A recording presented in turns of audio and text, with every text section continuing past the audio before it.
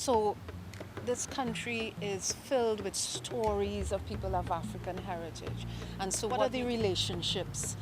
What are the songs that they would have sung?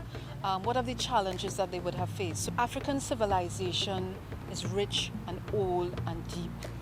And so our tour is about telling stories and about opening up possibilities for people of African heritage, but also for the rest of society as well. Guided by a desire to empower through historical knowledge, African Legacy Tours was born, and one site at the centre of it all, Woodford Square.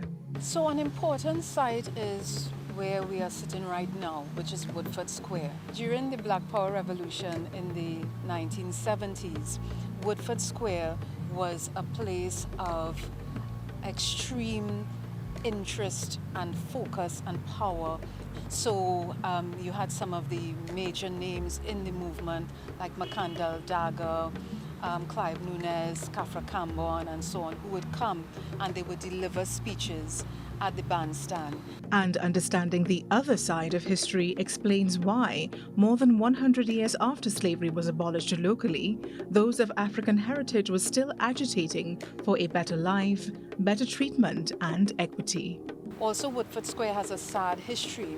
History tells us that Africans were punished by having their heads cut off and then they're being placed on the spikes around the square. And apparently one of the phrases that was used was pour encourager les autres, or to serve as a warning to the others. And the quest for freedom couldn't be quenched, where just a few blocks away, the 1881 uprisings in front of the All Stars Panyard on Piccadilly Street allowed us to have carnival. But the battle didn't end there. They still struggle with ideas of beauty.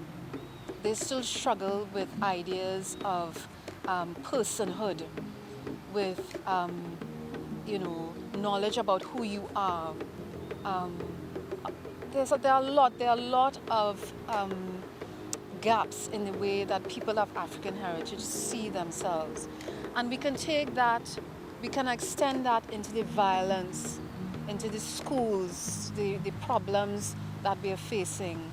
Ms. Healy reminds that if any one element of society does not feel as if they have access or as if they belong, then and now, that is an issue for the whole of society. It's all about information. It's all about awareness. It's all about understanding. And I think if we understand each other much better, we would find that there are more reasons to agree than to disagree. People who come to the tours who are not of African heritage understand immediately that this is not about separation but about unity. And her encouragement for all younger generations born from the resilience and resistance of the past. Be proud of who you are. Be proud of what you have given the world. Be proud of what you can still give to the world. And it is a way of having a different kind of conversation about who you are, about your body, and about your place in the world. So. With every educational, spiritual, personalized or team-building tour that leaves the African Legacy Tour location on Warner Street, Dara Healy reinforces the importance for people of African heritage and everyone in society understanding the rich history and culture of a people who helped build this nation in a fundamental way.